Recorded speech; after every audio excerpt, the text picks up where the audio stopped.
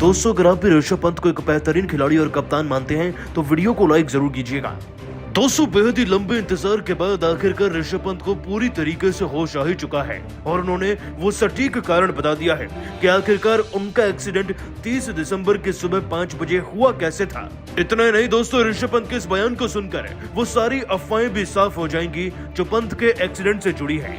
साथ ही पंत की जान बचाने वाले उस खास ड्राइवर के लिए पंत क्या करना चाहेंगे, आपको उनके बयान का पूरा वीडियो दिखाएंगे। लेकिन उससे पहले आप सभी को क्या लगता है, ऐसी मुश्किल घड़ी में आप ऋषभ पंत के लिए मनोकामना करते हुए क्या कहेंगे, नीचे कमेंट करके हमें बताना नहीं भूलिएगा।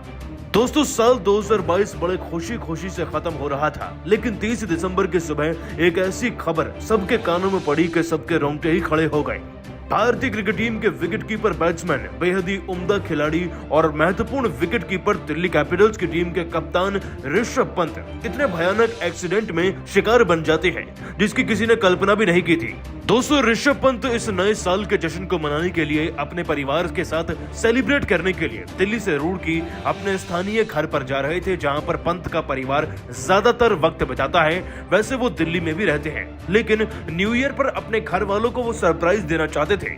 लेकिन पंत को क्या पता था कि किस्मत एक मोड़ पर उन्हें ही सरप्राइज देने के लिए बैठी है। दोस्तों ऋषभ पंत अच्छा खासा कमाते हैं, इसीलिए उन्होंने एक लग्जरी कार रखी हुई थी। मर्सिडीज की इस AMG GLE SUV में जब ऋषभ पंत सवार थे तो जाहिर सी बात है उनकी स्पीड भी अच्छी खासी होगी। ऋषभ पंत की ड्राइविंग को लेकर पहले भी कई अटकलें लगती रही हैं। खैर दोस्तों, ऋषभ पंत अपनी गाड़ी में किस रफ्तार से थे अभी तक इस बात की पुष्टि नहीं हुई।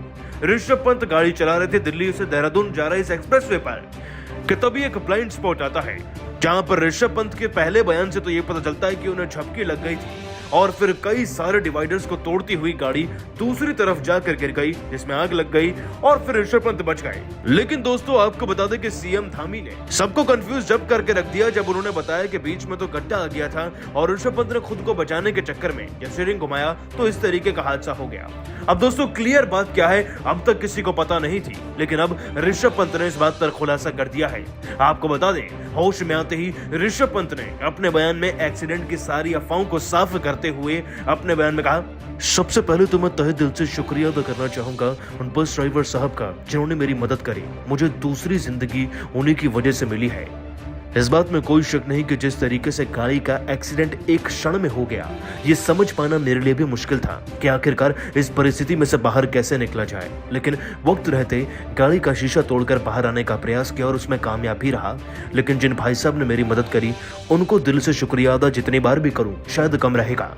दोस्तों ऋषभ पंत ने अपने एक्सीडेंट पर से पर्दा उतारते हुए फिर कहा, दरअसल वो वक्त सुबह का था और रात को अच्छे से नींद न लेने की वजह से शरीर में थोड़ी बहुत थकावट मैं महसूस कर सकता था।